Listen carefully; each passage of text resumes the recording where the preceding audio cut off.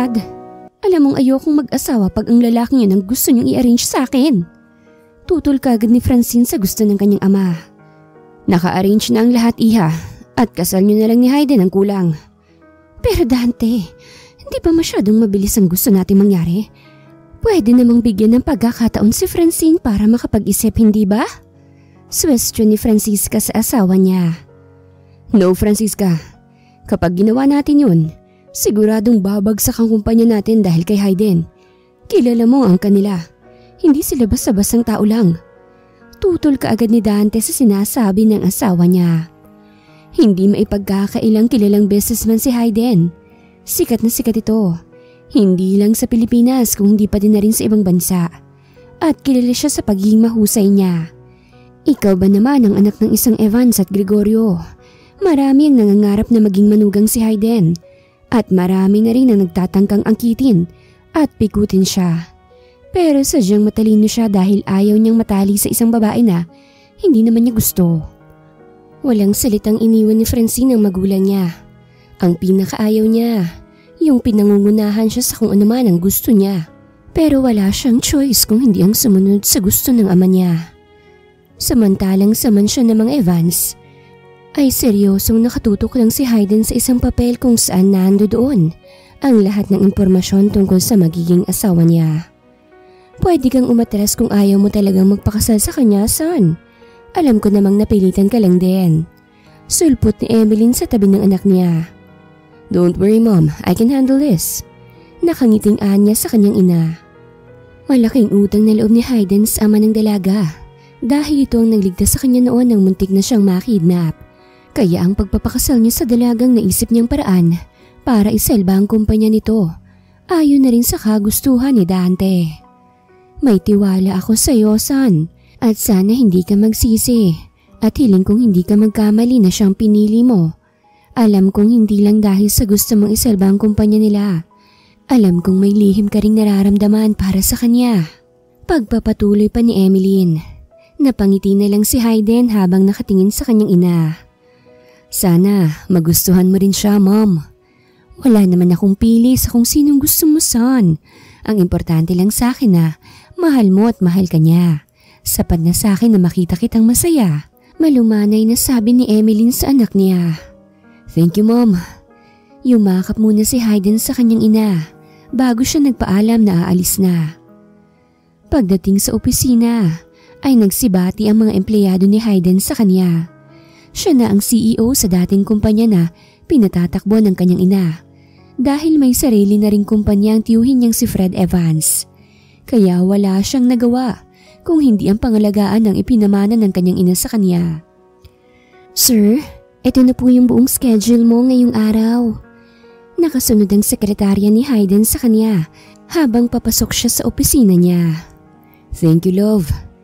Tumangulang si Lovely at kaagad na tumalikod para hindi makita ng boss niya ang pagngiti niya. Sa tuwing babanggitin kasi ni Hayden ang pangalan niya, para siyang lumulutang sa alapaap. Alam niya kung hanggang saan lang siya dapat, kaya tama na sa kanya na mahal niya ito ng lihim at hindi na siya naghahangad ng ano paman mula sa boss niya. Dahil alam niyang ikakasal na ito. Eto na po ang coffee niyo, sir. Pag may kailangan pa po kayo, tumawag lang po kayo. Okay, maiksing sagot nito. Umalis na ang sekretarya niya at siya naman ay nag-umpisa na sa trabaho niya. Pagsapit ng tanghali ay inunat muna ni Hayden ang mga kamay niya. Saka siya tumayo nang biglang bumukas ang pinto ng opisina niya. Sir, nag-order na po ako ng tanghalian mo. Sabay pakita ni Lovely sa dala niyang paper bag. Hindi ka na sana nag-abala pa. May lunch date ako ngayon sa fiancé ko. Kaya pasensya ka na kung hindi ko makakain yan. Nahihiyang nagbaba ng tingin si Lovely. Saka nagpaalam na rin sa boss niya. Napabuntong hininga naman si Hayden nang makalabas ang sekretarya niya. Matagal na niyang alam na may gusto ang sekretarya niya sa kanya. Pero sinasawalang bahala niya ito dahil si Francine lang ang gusto niya. Kahit mukha itong taga-bundok dahil malayo ang loob nito sa kanya. Hindi rin maipagkakaila na maganda at mabait si Lovely. Kung walang ibang gusto si Hayden, baka si Lovely ang liligawan niya. Dahil alam niyang mapagkakatiwalaan nito. Bakit bang tagal niya? Pwisit? Reklamo ni Francine habang nakatingin sa kanyang relo. Nauna na siya sa naturang restaurant dahil ayaw niyang malate at hindi naman niya alam na matatagalan si Hayden. "Hi miss, are you alone? Can I join you?" Walang alinlang ang tanong ng lalaking basta nalang umupo sa upuan na kaharap niya. "Wala akong natatandaan na may sinabi akong pwede kang umupo dyan." Nakataas ang kilay na sabi ni Francine sa lalaki. Napangisi ang lalaki pero agad din siyang sumeryoso. "Ang suplada mo naman, type pa naman kita." Diretsyong sabi nito sa dalaga. "Hambog." Mahinang bulong ni Francine pero dinig naman ang kaharap. Lalong napangisi ang lalaki sa inasal ng dalaga sa kanya. Naiinis na si Francine dahil wala pa rin si Hayden. At nang dumating to ay, mabilis siyang tumayot kaagad niya itong sinalubong. "You're 15 minutes late, hon." Naglalambing na nito habang nangungusap ang tingin niya kay Hayden at mahinang bumulong. Malapit nang maubos ang pasensya ko sa lalaking nasa mesa ko.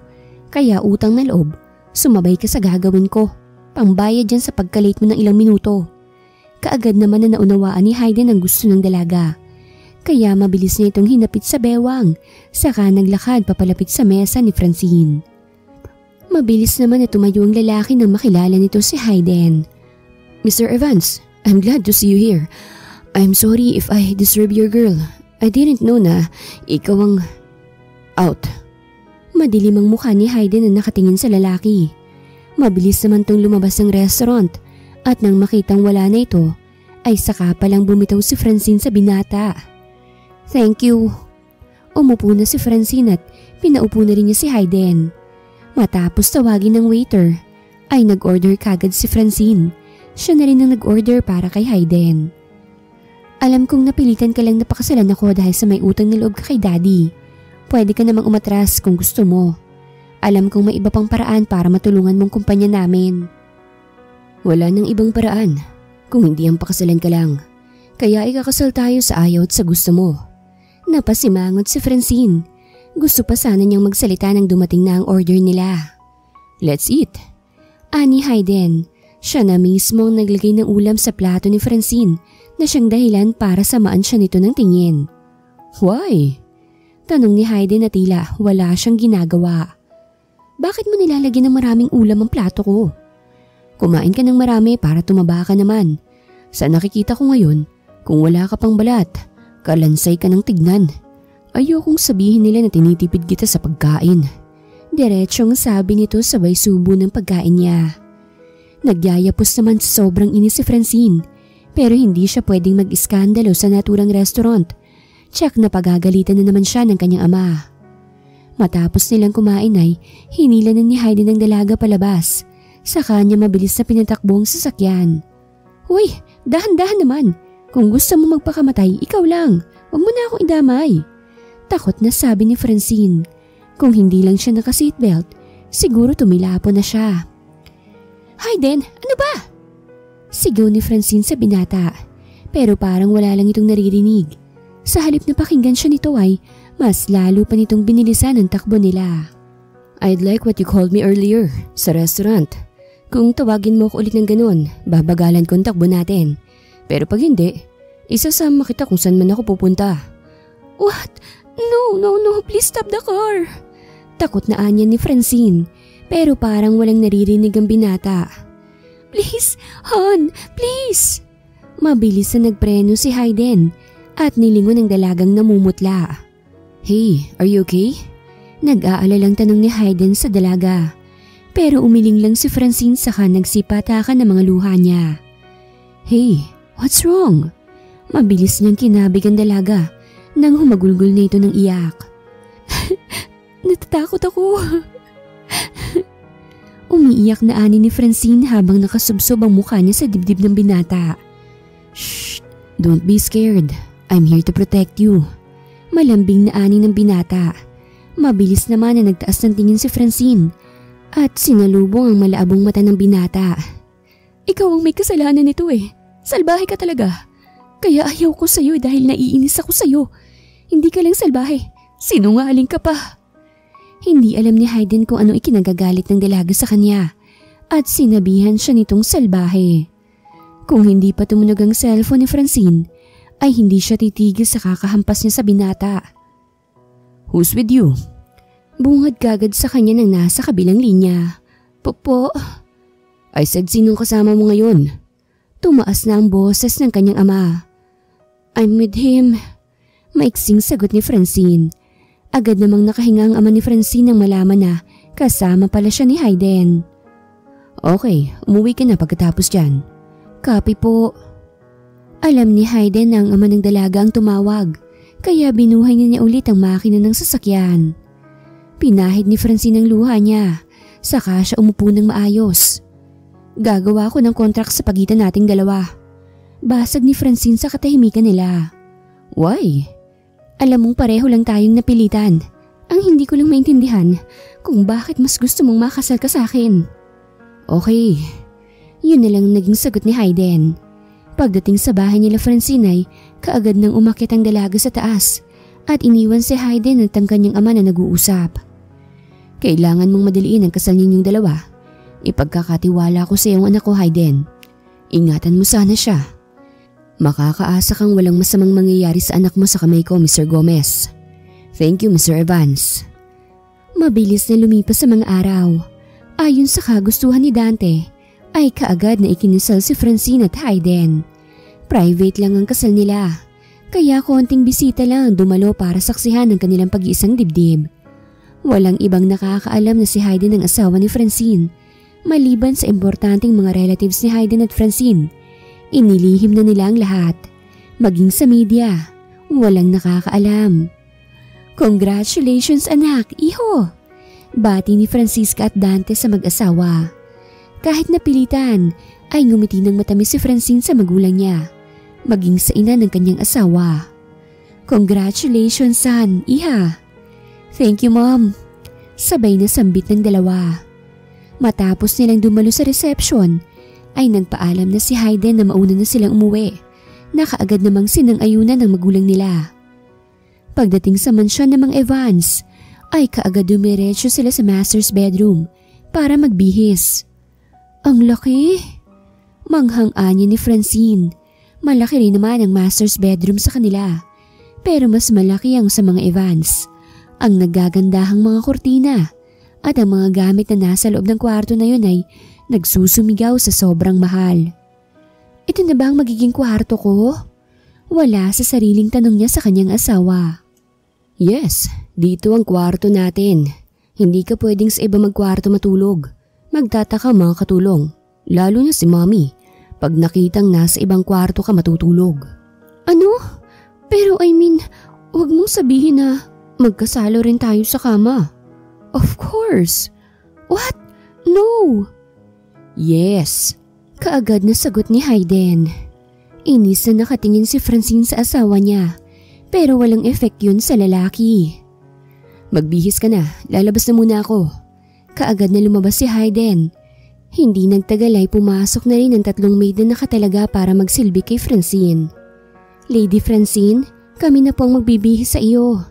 Gusto pa sanang mag-react ni Francine pero nahawakan na siya ng mga katulong.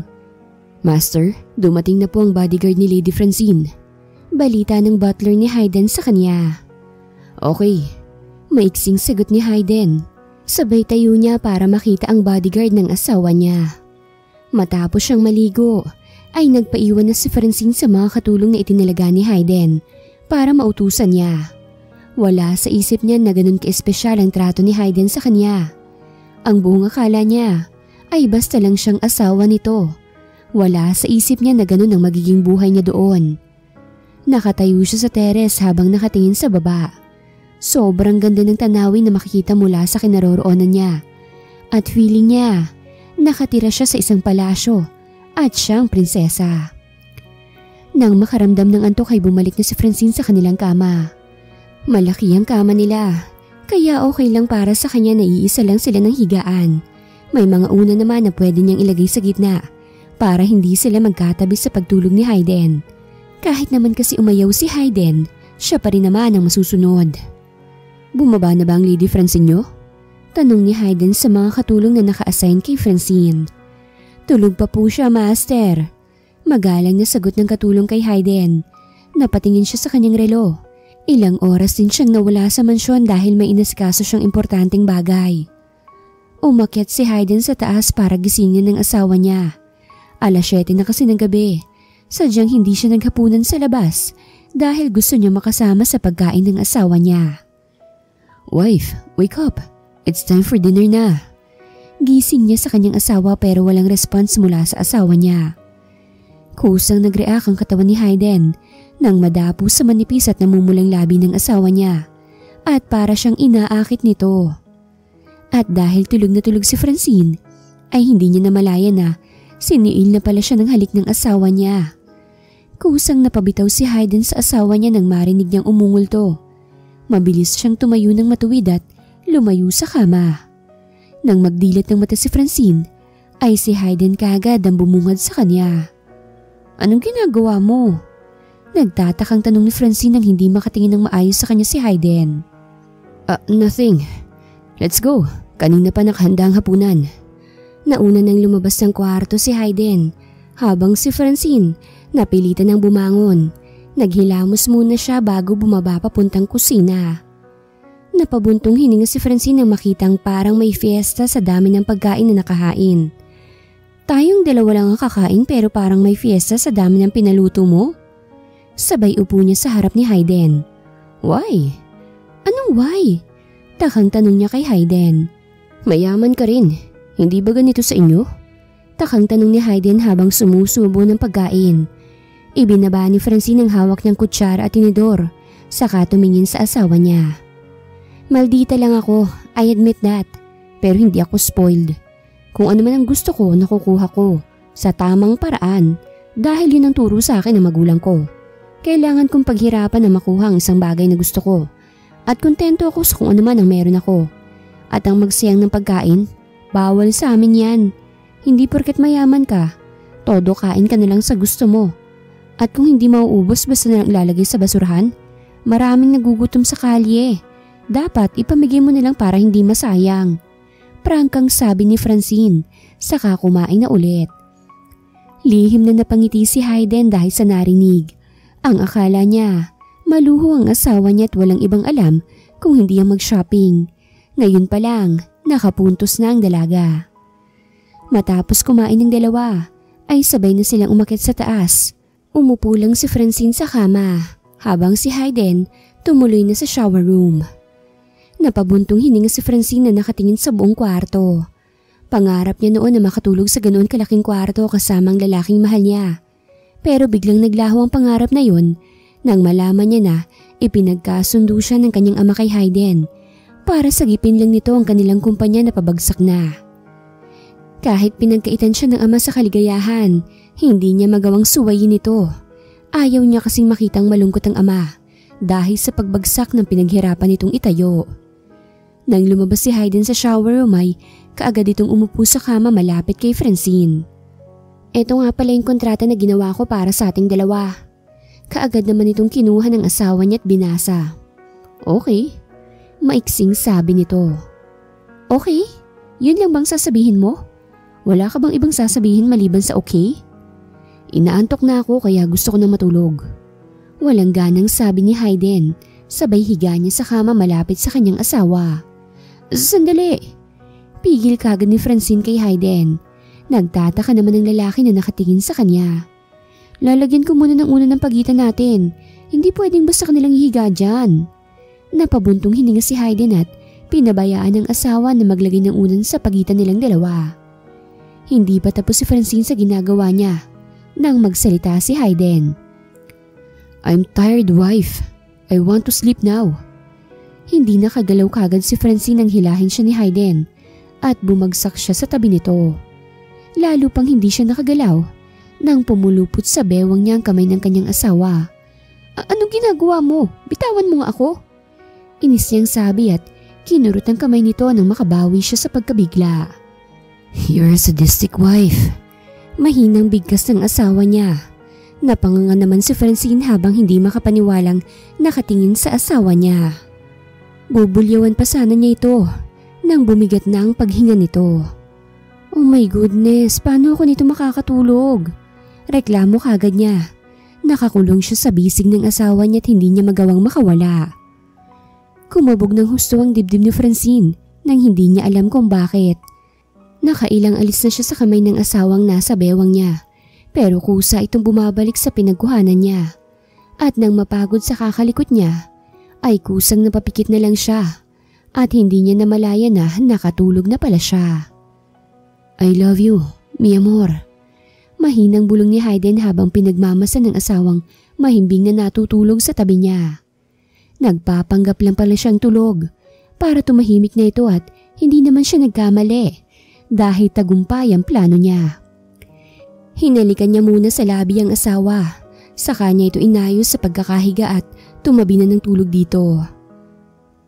Pagagising kinabukasan ni Francine ay mataas na ang sikat ng araw. At ang tuluyang nakapagpagising sa diwa niya ay ang maingay na tawa ng isang babae, pero sa tingin niya ay bata pa ito. Kuya, stop! Baka magising si Ate Ganda! Saway ng bata sa tinatawag niyang kuya. At nang bumangon na si Francine, ay nakangiting mukha ng asawa niyang bumungad sa kanya. Hindi siya makapaniwalang marunong palang ngumiti ang katulad ni Hayden, na parang binagsakan ng langit at lupa ang mukha dahil palagi itong nakasimangot at para bang palaging galit. Sabi ko sa'yo magigising si ate. Hello Ate Ganda, good morning. Masiglang bati nito sa kanya. Nagtataka namang nakatingin si Francine kay Hayden at sa dalagita.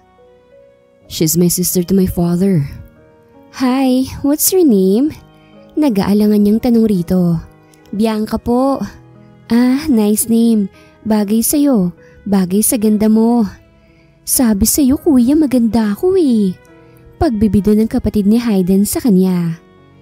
Natutuwang nakatingin si Hayden sa asawa niya at sa kanyang kapatid na nagkukulitan sa kama.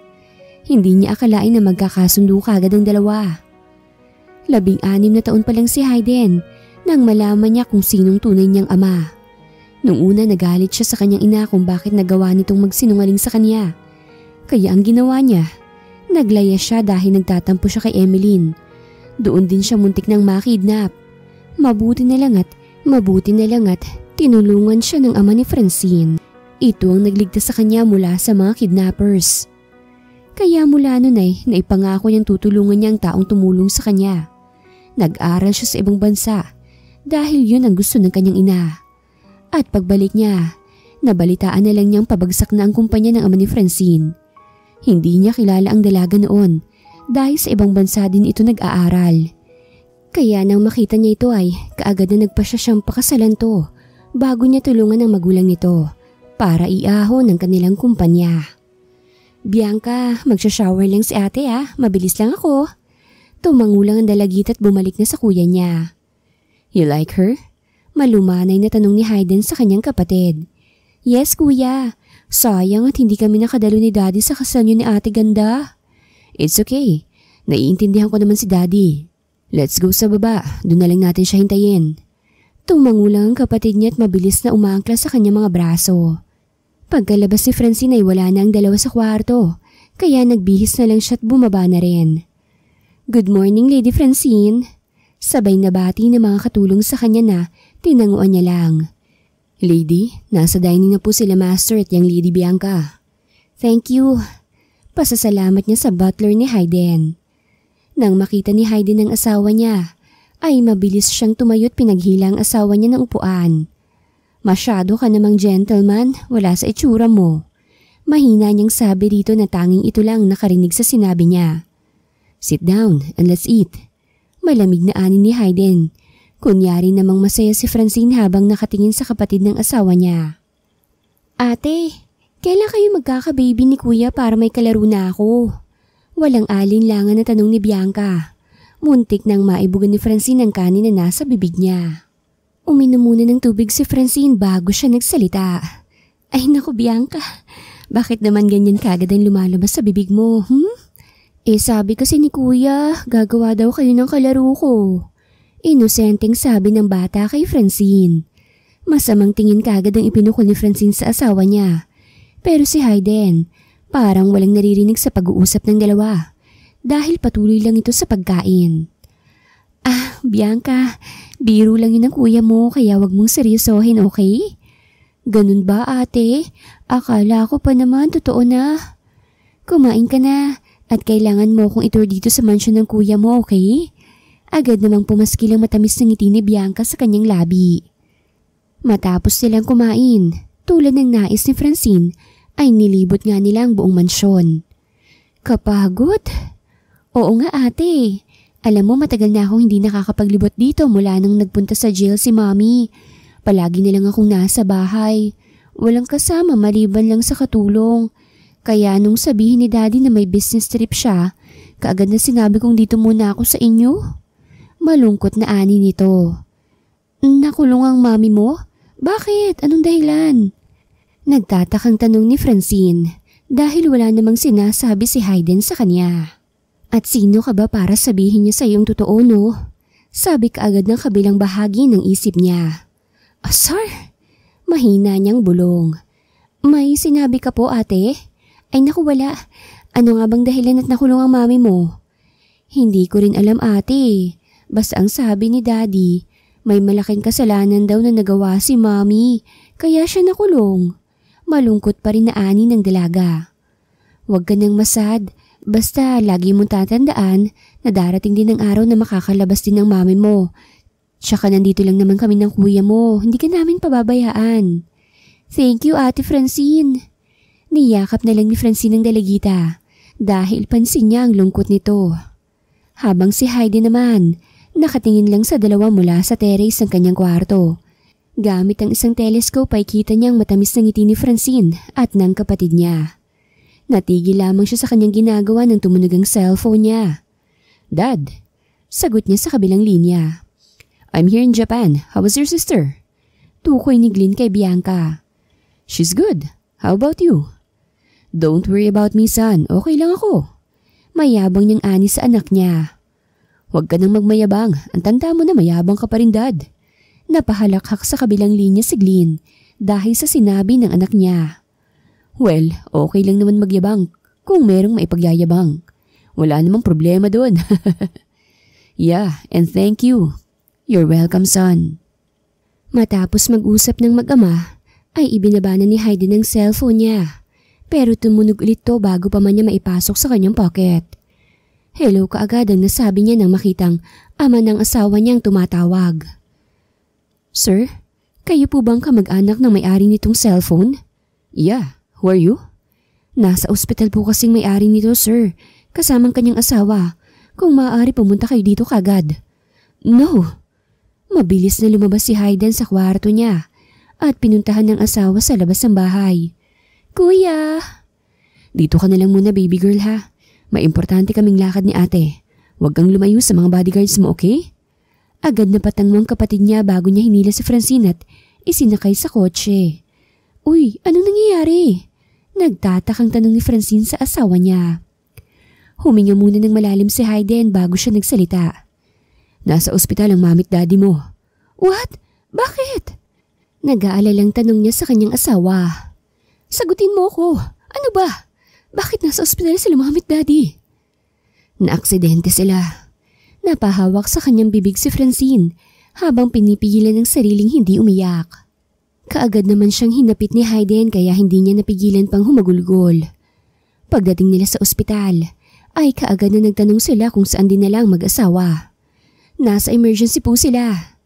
Halos takbuhin na ni Francine ang emergency room para masilayan lang ang kanyang magulang. Wife, relax. Alam kong lumalaban din sila para sa'yo. Pag-aalo ni Hayden sa asawa niya. Pero paano pag may nangyaring masama sa kanila? Paano na ako? Saan ako pupunta? Iyak na sabi nito. I'm here wife. Hindi kita pababayaan. Naaawang sabi ni Hayden sa asawa niya habang yakap niya ito. 2 oras nang dumaan, hindi pa rin lumalabas ang doktor na nag-asikaso sa magulang ni Francine. Nang tumunog ang cellphone ni Hayden, ay pansamantalang lumayo siya sa kanyang asawa. May balita na ba? Napag-alaman kong sinadyang putulin ang brake ng sasakyan kung saan doon sumakay ang magulang ng asawa mo. Sabi sa kabilang linya. Napahigpit ang hawak ni Hayden sa kanyang cellphone dahil sa narinig. Alamin mo kung sinong may gawa nito at siguraduhin niyo na buhay siya na ihaharap sa akin. Copy, sir. Pinatay na ni Hayden ang tawag at sandaling inayos ang sarili bago siya bumalik sa kanyang asawa. Mugto na ang mata ni Francine sa kakaiyak dahil sa pag-aalala sa kanyang magulang. Nang lumabas ang doktor ay kaagad na tumayo sila at sinalubong to. Sinong kamag-anak ng pasyente? Ako po, Dok. Kamusta pong magulang ko? Kaagad na tanong ni Francine sa doktor. I'm so sorry pero ginawa na namin ang lahat para mailigtas sila. Pero hindi na nila kinaya pa. Malungkot na ani ng doktor. No! Hindi totoo yan. Sabihin mong nagbibiro ka lang, Dok. Please. Hindi pa patay ang magulang ko. Buhay pa sila. Sigaw ni Francine sa doktor. Kaagad namang niyakap ni Hayden ang asawa niya nang akmang hahampasin itong doktor. Hayden! Sabihin mo sa kanya na hindi pa patay ang magulang ko, hindi ba? Buhay pa sila, Mami at Daddy. Diba? Niyakap na lang ni Hayden ang asawa niya dahil sa sobrang awa niya dito. Dumating na rin si Emeline kasama ang asawa nito. Son, ano nangyari? Kamusta na sila? They are dead, Mom. Agad natigilan si Emeline, maging ang asawa niya. Oh my goodness! Yun lang ang lumabas sa bibig niya. Pagtingin niya sa asawa ng anak niya, ay parang wala na itong dugo sa mukha. Goodness! Son! Ang asawa mo! Napasigaw si Emeline nang makita ang nakapikit na si Francine. Nawala na pala ito ng malay habang yakap ni Hayden. Mabilis na inasikaso si Francine ng mga doktor, habang si Emily naman ang nag-asikaso sa katawan ng mga balain niya.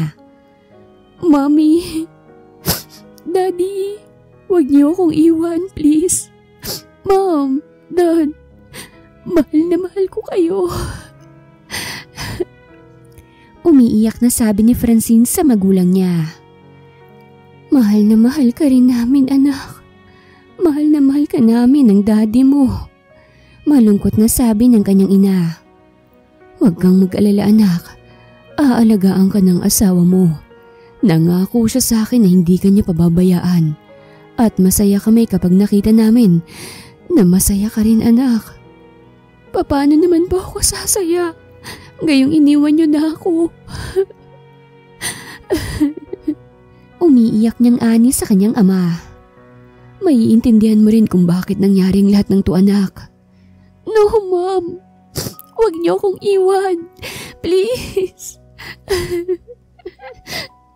Lalo pang napahagulgol si Francine nang unti-unting nawawala sa paningin niya ang kanyang magulang. Walang kasing sakit ang nararamdaman niya nang magising siyang na nasa isang hospital bed. Kahit gising na siya, ay umaagos pa rin ang masagana niyang luha. Wife, are you okay? May masakit ba sa'yo? Nag-aalalang tanong ni Hayden sa asawa niya. Sa tingin mo ba, sa nangyari sa magulang ko okay pa ako? Hindi ako okay, Hayden. Iniwan na ako ng magulang ko. Wala nang mami at daddy ko. Umiiyak niyang sabi sa asawa niya. Napabuntong hininga si Hayden sa kaniyakap muli ang asawa niya. Naiintindihan niya kung anong nararamdaman nito ngayon.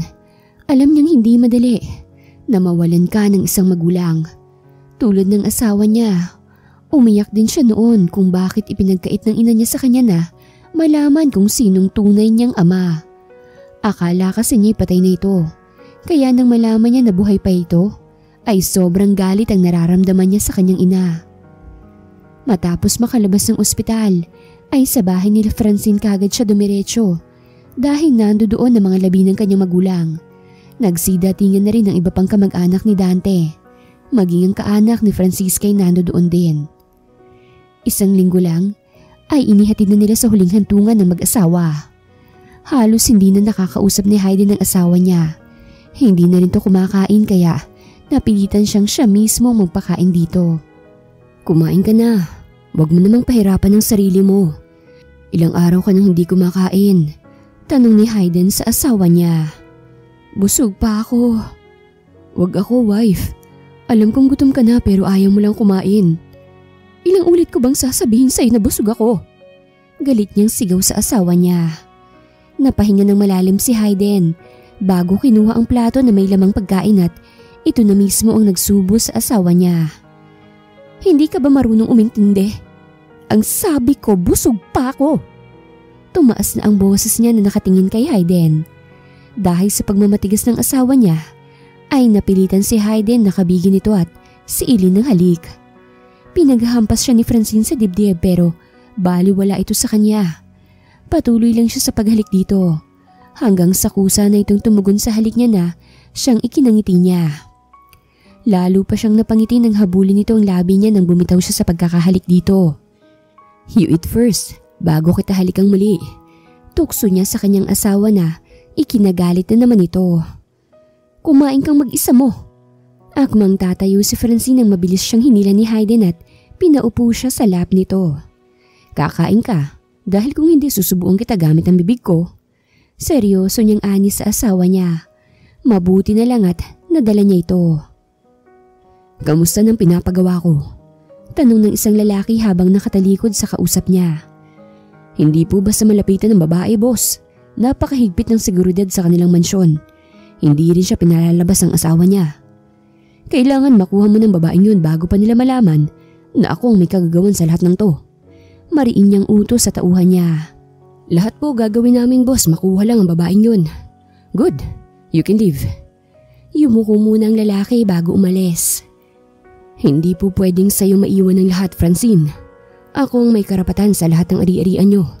Dahil inagaw lang yan ng ama mo sa akin. May diing-ani ng isang lalaki. Nagdaan ang mga araw at mga buwan. Habang nasa opisina niya, ay pumasok ang kanyang tauhan na siyang intusan niyang alamin kung sino ang gumawa nun sa biyanan niya. Nandiyan na ang lahat ng gusto mong malaman. Pag pera talagang dahilan, lahat kayang gawin. Kahit ang pumatay, makuha lang ang gusto nila ay okay lang. What do you mean? Isang George Montalban ang nag-uutos na sirain ng brake sa sasakyan kung saan nandoon nakasakay ang biyanan mo. At ang dahilan? Para ang kinin ng pagmamay-ari nitong kumpanya. At isa na sa hinahanap nila ay ang asawa mo.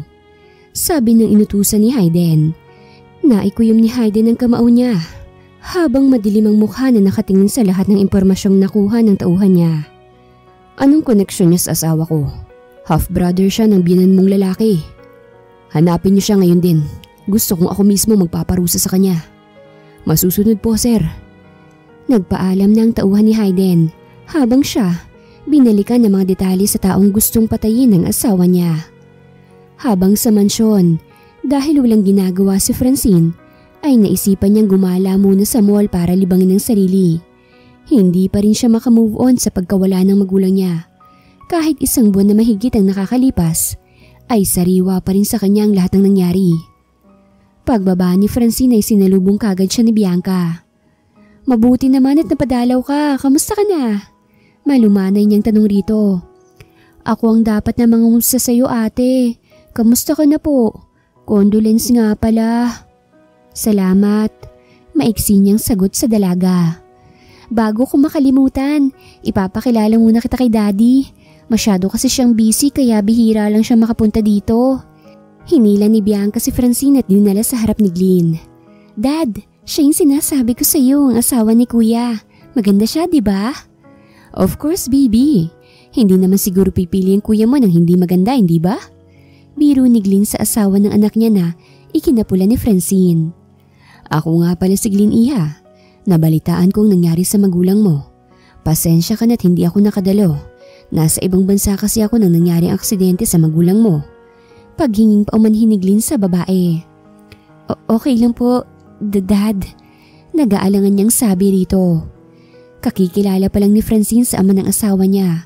Pero magaan na ang loob niya rito. Siguro dahil na rin sa wala na siyang ama. Kaya medyo nabawasan ang pangungulila niya sa kanyang magulang dahil kay Glenn. Dad? Nagulat si Hayden nang makita ang kanyang ama sa mansyon. Bihira lang kasi itong pumunta doon. How are you, son? Nagmanhag ang dalawa saka siya umupo sa tabi nito. I'm okay, Dad. How about you? How's Tita Summer's case? It's going good. Wow. So, what brings you here? I want to see your wife. Mapilit itong kapatid mo. Alam mo naman si Bianca, kapag gusto niyang isang tao, talagang gusto niyang mapalapit dito. Yes, I know. Kaya nga mabilis silang nagkasundo ni Francine. Nakangiting ani ni Hayden. So, how was married life? It's good. Maiksi niyang sagot sa ama niya. Napangiti ang ama na nakatingin sa anak niya. What? Nangaarok ang tingin niyang ipinukol sa kanyang ama. You love her, right? Bakit mo naman nasabi? Lalaki rin ako anak. At alam ko kung may gusto ang isang lalaki sa babae o wala. Isa pa hindi mo siya. Hindi mo aalokin ng kasal ang ama ni Francine. Kung hindi mo pa siya gusto, tama ba ako? Nakangiti lang si Hayden habang nakasandal sa sofa ang kanyang ulo. Kung sasabihin kong oo, ano po bang maipapayo mo? Masayang tinapik-nigli ng balikat ng anak, saka tinunggang laman ng baso na hawak niya. Alagaan mong pamilya na meron ka. Ayokong matutulad ka sa akin na nagsisiman, pero nasa huli na. Maswerte lang ako dahil kahit matagal bago ko nalaman anak kita, tinanggap mo pa rin ako. Dahil ama kita, Dad, at kahit baliktarin man ang mundo, tanging ikaw lang nag-iisang ama ko at wala naman ako sa mundong to kung hindi dahil sa'yo. Thank you, son.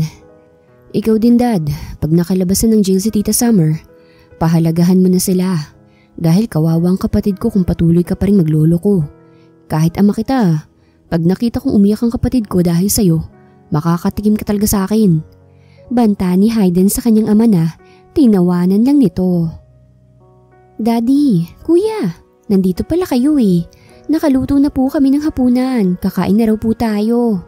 Balita ni Bianca sa dalawa. Sabay namang tumayo ang dalawa at parehong naglakad papuntang kusina. Masyadong kuha ni Hayden kung papaanong maglakad ang kanyang ama, maging sa muka. Habang nagmamatured siya ay kuhang-kuha na niya ang mukha ng kanyang ama.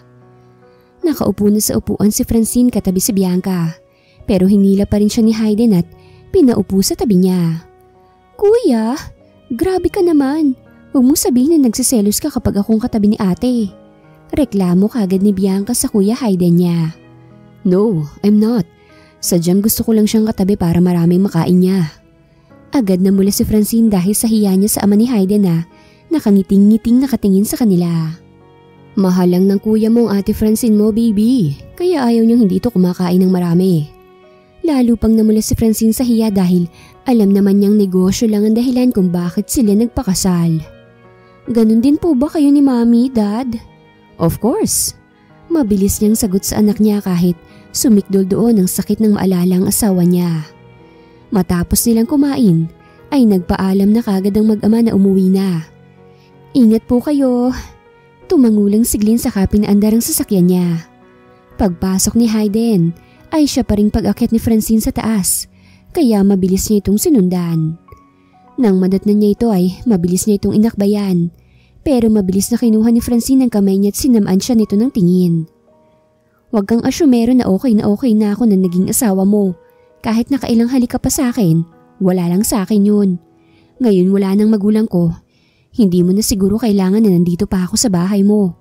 Kaya ka lang naman nagpakasal sa akin para isalba ang kumpanya namin, di ba?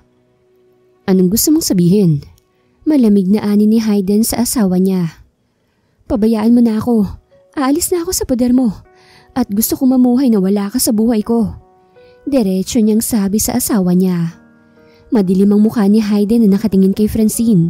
Sakit ang una niyang naramdaman dahil sa sinabi nito. Nag-promise ako sa daddy mo na hindi kita pababayaan. Sa tingin mo ba hayaan ko na lang na may mangyari sa'yo katulad ng sa magulang mo? Seryosong sabi ni Hayden. Anong ibig mong sabihin? Anong tungkol sa magulang ko? May hindi ka ba sinasabi sa akin? May bahid na galit na tanong ni Francine. Hinila ni Hayden ang asawa niya at pinasok sa kanilang kwarto. Sinadya ang pagkakaaksidente sa magulang mo. Kaagad na sabi niya nang makapasok na sila. Anong ibig mong sabihin? Sino? Ano? Magsalita ka. Pinaghampas ni Francine ang dibdib ng asawa niya pero hinayaan lang siya ni Hayden hanggang sa napagod na siya. Bakit? Bakit hindi mo sinabi sa akin na may alam ka sa lahat? Pero nagawa mong ilihim sa akin ang tungkol sa aksidente ng magulang ko? Alam mo ba kung gaano kasakit ang nararamdaman ko, ha? Galit na ani ni Francine sa asawa niya. I know. Alam kong masakit pero hindi ko hahayaan na mapahamak ka. Bakit? Dahil nangako ka na naman, ganun ba? Pues wala nang pinangakuan mo. Kaya free ka nang gawin kung ano man ang gusto mo. Kung ayaw mong sabihin kung sinong dahilan sa pagkakaaksidente ng magulang ko, ako mismo ang gagawa ng paraan para malaman kung sino siyang hayop siya. Wala siyang awa sa magulang ko. Walang awa. Tumulo na naman ang luha niya pero kaagad din niyang pinahid. Ramdam ni Hayden ang sakit na nararamdaman ng asawa niya. Gusto niya itong i-comfort at sabihin dito na hindi niya ito iiwan at pababayaan. Pero hindi niya magawa. Galit ang dalaga kaya nagpa siyang lumabas na lang muna ng kwarto nila. Sa minibar ni Hayden siya dumiretso.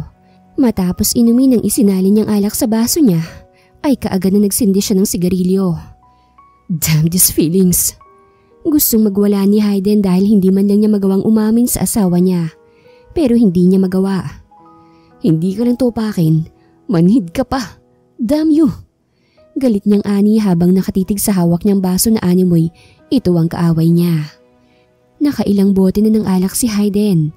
Medyo lango na rin siya dahil umiikot ng paningin niya. Kaya nagpa siya na siyang bumalik sa kwarto nila. Nang makapasok siya, ay mahimbing na natutulog ang asawa niya. Ang nangaakit na labi ng asawa niyang nag-udyok sa kanya para halikan to. Mahinang umungol si Francine na mas lalong nagpagana kay Hayden sa ginagawa niyang paghalik sa asawa. Mabilis na kumapit sa leeg ni Hayden si Francine sa pag-aakalang panaginip lang ang lahat ng yon. What are you doing? Mahinang tanong ni Francine sa asawa niya habang nakapikit. I love you, wife. Bigkas ni Hayden. Agad na pabukang mga mata ni Francine nang gumapang ang kamay ng asawa niya sa kanyang buong katawan. Hayden? Gulat niyang sabi. Imbis na sitahin ito ay nagpaubaya na lamang siya dito. Gusto niyang pigilan ito sa ginagawa niya pero ayaw makisama ng kanyang katawan. Mariing napapikit si Francine sa ginagawa sa kanya ni Hayden. Sumabay na ang katawan niya sa ginagawa nito. At hindi niya napigilan ng sarili dahil sa sarap na nararamdaman niya. Ipinaubaya na niya kay Hayden ang matagal na niyang iniingatan na para lang sana sa taong mahal niya. Mabilis na nakatulog si Hayden matapos ang kinin ng asawa niya. Habang si Francine naman ay pinilit din ng sarili na makatulog dahil balak niya kinabukasan ay aalis na siya sa mansyon ng mga Evans. Pagkagising kinabukasan ni Hayden ay masakit ang kanyang ulo dahil sa kanyang hangover. Ayaw pa sana niyang bumangon pero may kumatok sa kanilang kwarto. Nang tignan niya ang oras ay 9:00 na ng umaga. Damn it. Mabilis siyang bumangon para sana buksan ang pinto. Pero nangunot ang noo niya nang makitang may patak ng dugo sa kanilang bedsheets. Oh no, don't tell me na hindi pa naginip ang... Nabalik sa realidad si Hayden nang may kumatok ulit sa pinto. What? Inis niyang sabi sa kumakatok. Pasensya na master kung naistorbo kong yung pagtulog. Nawawala po kasi si Lady Francine. Kanina pa namin siya hinahanap pero wala siya sa loob at labas ng mansyon. Nasaan ang mga bodyguard na naka-assign sa kanya? Galit na ani ni Hayden sa butler niya. Patay na pong isa sa mga bodyguards niya, master. Sunod-sunod na mura ang lumabas sa bibig ni Hayden dahil sa galit. Mabilis siyang nagbihis at kaagad na pumunta sa secret room kasama ang butler niya na may naka-install na CCTV sa bawat sulok ng mansyon. Maging sa gate ay may CCTV rin. Nahampas ni Hayden ang mesa nang makita kung sinong tumulong sa asawa niya na makalabas ng gate. Samantalang sa isang lumang building ay nakaupo si Francine sa isang upuan na may piring ang kanyang mga mata. Naglulumikot siya ngunit nakatali ang kanyang kamay at mga paa. Sigurado ba kayong malinis ang pagkakagawa ninyo? Opo sir. Good. Tanggalin mo na ang piring sa mga mata niya. Mabilis na nahintatakutan si Francine nang marinig ang sinabi ng isang may kaidarang boses. At nang matanggal ang takip sa kanyang mga mata, ay gulat ang namutawi sa mukha niya. Tito? Wala sa sarili niyang ani. Hello, Iha. Francine. Long time no see ah.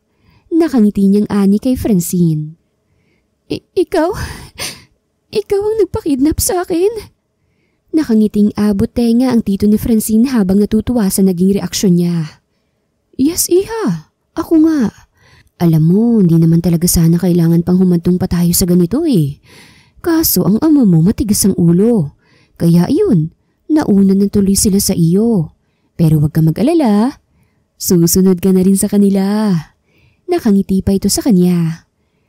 Ikaw ang dahilan sa pagkakaaksidente nila, ganun ba? Nagbabaga sa galit ang mga mata ni Francine habang nakatingin sa lalaking nasa harapan niya.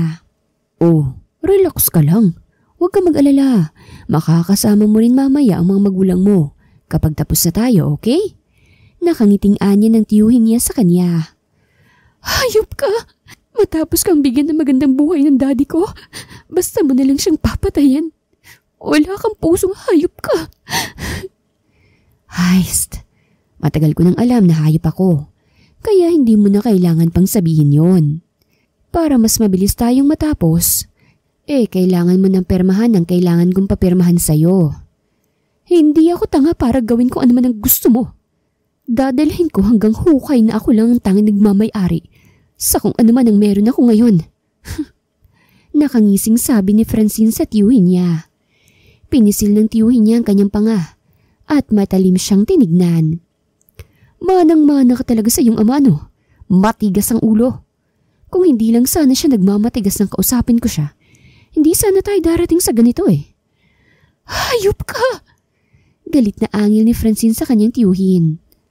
Alam ko, tanggalan niya ng posas ang kamay niyan. Utos ng tiyo niya sa mga tauhan nito. Baka gusto mo munang makiusap sa akin bago ka pumirma. Sabihin mo kung anong gusto mo, baka maawa pa ako sa'yo. At baka mabigyan pa kita sa kung ano man ang hiling mo. Mayabang na ani ng lalaki. Ngumisi ng nakakaloko si Francine sa tiyuhin niya. Asa ka napipirma ako. Nagkakamali ka. Mabilis na dinampot ni Francine ang mga papel at kaagad itong pinagpupunit sa harapan ng tiyuhin niya. Hindi niya alam kung saan siya kumuha ng lakas ng loob para mas lalo pa itong magalit sa kanya. Dahil sa galit, dalawang malakas na sampal sa magkabilang pisngi ni Francine ang nagpaiyak sa kanya. Dumugo ang uso niya pero hindi pa rin siya nagpapatinag. Nginisihan niya pa rin ang tiyo niya na parang gusto na siya nitong kainin ng buhay. Matigas ka ha? Pero tignan ko kung ubra ba sa akin yung katigasan ng ulo mo. Kinuha ni George ang baril na nasa gilid at kaagad na itinutok kay Francine. Hindi ka ba natatakot na baka iputok ko to sa ulo mo? Marami namang paraan para makuha kong kayamanan mo. Siyempre ako na lang ang kamag-anak mo eh. Kaya natural lang siguro na sa akin mapuntang lahat ng ari-arian mo kapag wala ka na. Nakangiting anya ni George. Kung yan ang akala mo, di sige gawin mong gusto mo. Pero kasi, nasa last will din ni Daddy na pag may nangyaring masama sa akin, walang makukuha sa sino mang kaanak niya na kapatid niya. Ang lahat ng ari-arian niya ay mapupunta sa isang bahay ampunan kung saan isa si Daddy sa sponsor. Kaya sorry ka na lang. Mamatay man ako, hindi ka pa rin magtatagumpay. Imposible yan. Tumawa si Francine. Kahit nasasaktan na siya, isa pang sampal ang dumapo sa pisngi niya mula sa kanyang tito. Matapang ka nga talaga. At sino bang inaasahan mong magliligtas sa'yo? Ang asawa mo?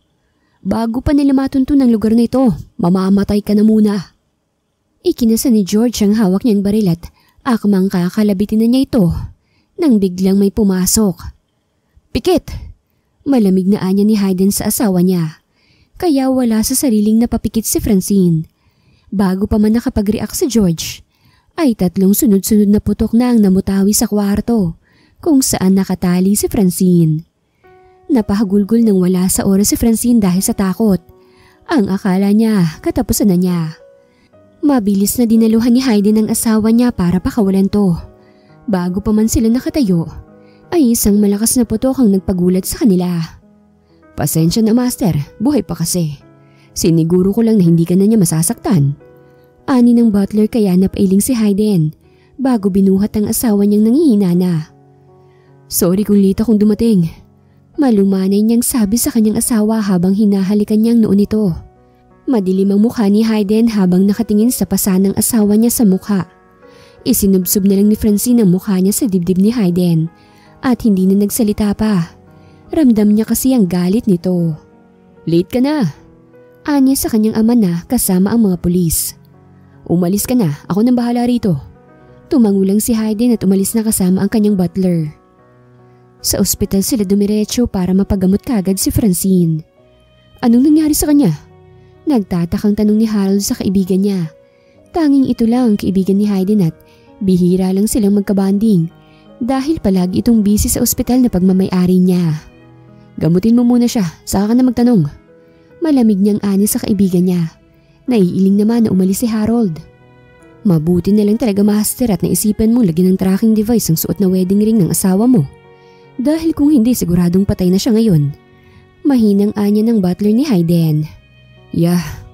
Mahina niyang ani.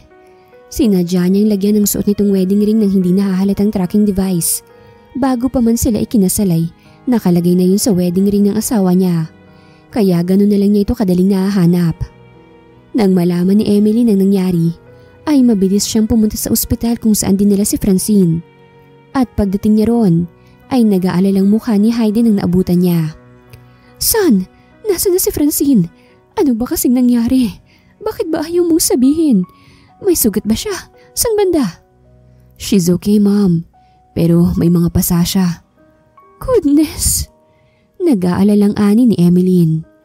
Paglabas ng doktor na gumamot kay Emeline, ay kaagad na pumasok din si Hayden sa kwarto ng asawa niya. Kasama nito ang kanyang ina, habang naiwan naman ang kanyang butler sa labas.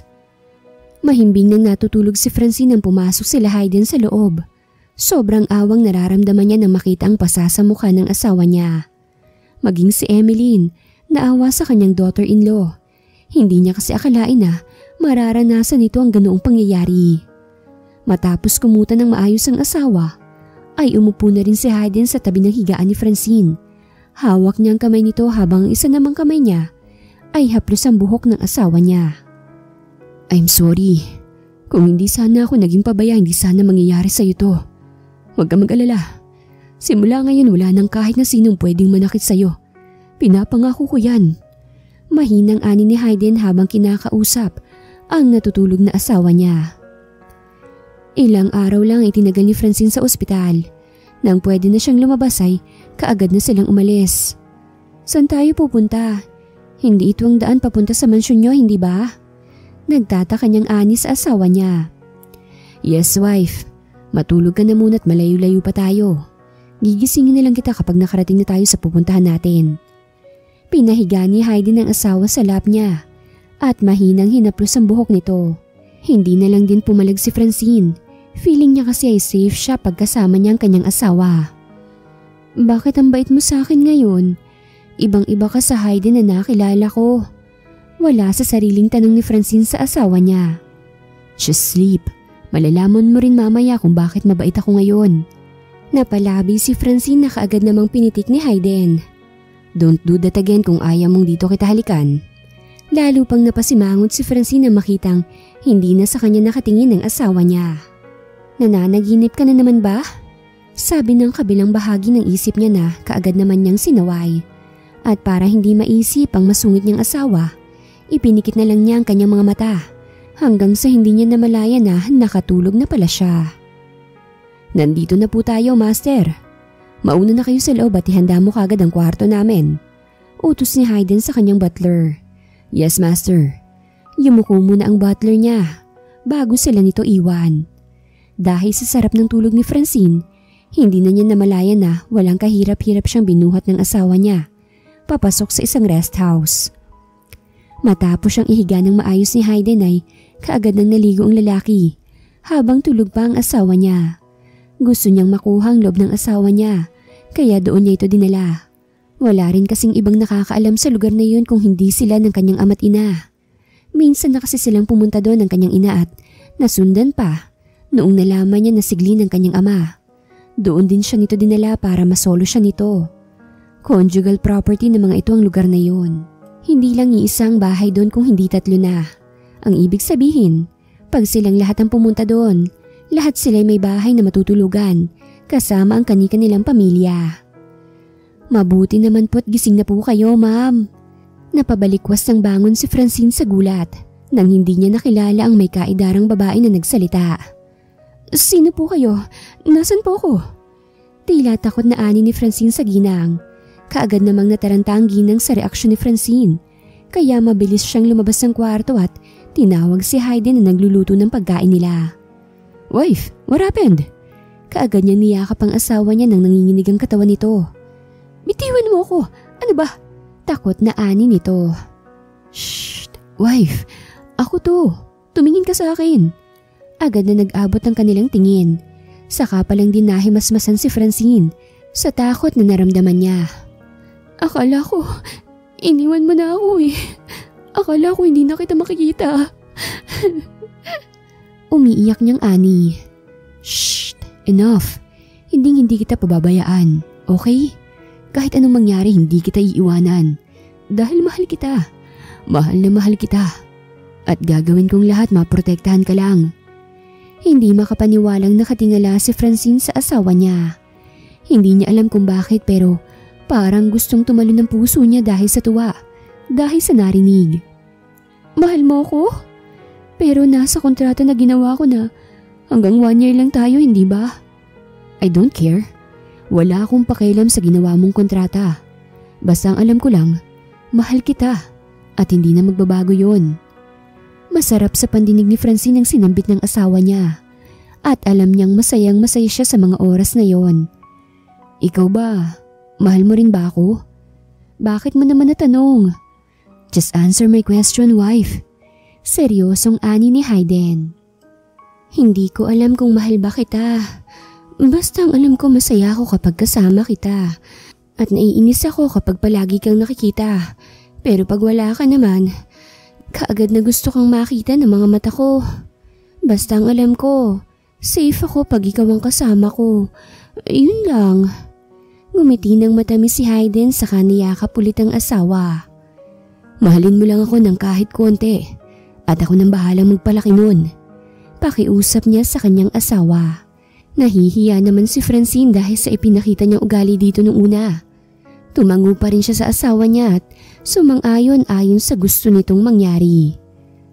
Isang mapusok na halikagad ang iginawad ni Hayden sa asawa niya at sinisiguro niyang hindi makakatanggi sa kanyang asawa niya at sinisiguro rin niyang mamahalin din siya nito katulad ng pagmamahal niya rito. Sa ikalawang pagkakataon ay may nangyari na naman sa kanila ng asawa niya. Hindi lang 1 o 2 beses nila yung ginawa hanggang sa tuluyan na ngang mabuntis si Francine. "Really, wife? I'm going to be a father? It's not a joke?" Hindi makapaniwalang tanong ni Hayden sa kanyang asawa. "Mukha ba akong nagjo-joke?" Natatawa niyang sabi dito. "Yes, finally! Thank you!" Tila naiiyak niyang sabi. Nagulat naman si Francine sa sunod na ginawa nito. Binuhat lang naman kasi siya ng asawa niya at pinaikot-ikot niya sa ere. "Huy! Ibaba mo na ako, baka mapano pa si baby." Saway niya kagad kay Hayden. "Oh, I'm sorry. Sorry baby." "Huwag mo masyadong pahirapan si mami ah. Mahal na mahal ka namin kahit 1 buwan ka pa lang. Pinapangako ni daddy na gagawin niyang lahat para sa inyo ng mami mo." Sabay halik niya sa tiyan ng asawa niyang maliit pa. Naiyak naman si Francine na nakatingin sa asawa niya. Hindi niya expect na ganun siya kamahal ni Hayden, na kayang gawin ang lahat para sa kanya. Ngayon niya masasabi na hindi siya nagkamali na pinagbigyan ng gusto ng daddy niya na ikasal siya rito. Mabilis nagdaan ang mga araw at mga buwan. Nasa delivery room na si Francine, habang si Hayden naman at ang kanyang ina ay hindi mapakali sa labas. Nandoon din ang daddy niya, maging ang kapatid niyang si Bianca ay nandoon. Halos 3 oras ang itinagal ni Francine sa loob ng delivery room. At nang lumabas ang doktor, ay kaagad itong kinamusta ni Hayden. "Congratulations, Mr. Evans. Parehong lalaki ang anak mo." Balita ng doktor kay Hayden nang magsalita to. Wala sa sariling napasuntok sa hangin si Hayden, habang masaya naman si Emily at Glenn okay na ang kalagayan ni Francine at ng apo nila. Grabe si kuya, 2 agad. Wala kasing alam ang mga ito na kambal ang anak nila. Mabuti na yun, baby girl, para may magbabantay na sayo para pag niloko ka ng boyfriend mo, may pamangkin kang handa kang ipagtanggol. Kuya? Napatawa si Emily at Glenn sa reaksyon ni Bianca. Maging si Hayden ay napatawa na rin. Mula nang malaman ni Glenn na anak nga niya si Hayden, ay naging magkaibigan na sila ni Emeline para sa kanilang anak. Nang ipasok sa pribadong kwarto niya si Francine, ay kaagad na sumunod sila Hayden at Emeline. Ganon din ang kanyang ama't kapatid. Abala sa kanyang ginagawa si Hayden nang ipasok ng dalawang nurse ang kambal. "Eto na po ang baby niyo." Sabay na lumapit si Hayden at ang mami niya para kargahin ang dalawang sanggol. "Ang gwapo! Tingnan mo anak ko, hindi ba mana sa kanyang ina itong isa?" Natutuwang anya ni Emeline. "At mana sa amin ang isa?" Sabay na sabi ni Hayden at ni Glenn. Napatawa si Emeline sa mag-ama. "Tumigil nga kayong dalawa. Anong mana sa inyo? Hindi niyo ba nakikita na manang mana sa akin ng mga apo ko?" Parehong nagsalubong ang kilay ni Hayden at ni Glenn. Hayden?" Naudlot ang sasabihin sana ni Hayden nang magsalita ang asawa niya. "Hi, how are you feeling?" Okay na okay ako. Gusto ko lang makita yung mga anak ko." Mabilis na inilapit ni Emeline at Glenn ang dalawang bata sa kanilang ina at kaagad na bumalik sila sa sofa. "Ang gagwapo ng kambal natin. Thank you. Ito ang pinakamagandang regalong natanggap ko sa buong buhay ko." "Thank you din. Kung hindi dahil sa'yo, hindi ako ganito kasaya ngayon." "I love you. I love you." Sa lahat ng nangyari sa buhay ni Francine, ay nasabi na lang niyang maswerte pa rin siya kahit wala ng magulang niya. Dahil nasa tamang tao siya na ang mga magulang niya mismo ang pumili para sa kanya. At wala siyang ibang hiling kung hindi ang lumaki na mabait at may takot sa Diyos sa mga anak niya. Wakas.